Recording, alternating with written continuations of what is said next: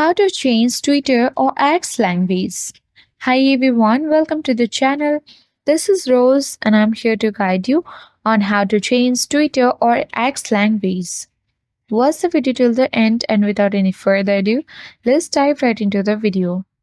Launch Twitter or X application on your device. Make sure to update the app and log into the particular account. After that, tap on the profile icon at top left corner of the screen. On this menu bar, select Settings and Support at bottom of the screen. On this expanded menu, select Settings and Privacy. Once you access the Settings section, you have to scroll down and select Accessibility Display and Languages. Here you will see different options. Choose Languages option and choose the preferred language.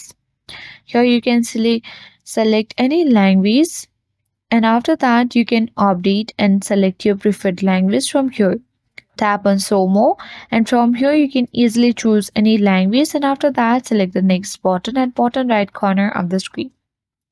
After that you can easily choose the preferred language. If you wish, you can also choose the additional language for the content you want to see on X as well by choosing the other languages.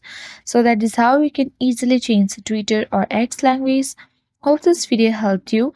If you are new to our channel, hit the like button and subscribe for more tech and tips videos. Thank you for watching and see you in the next video.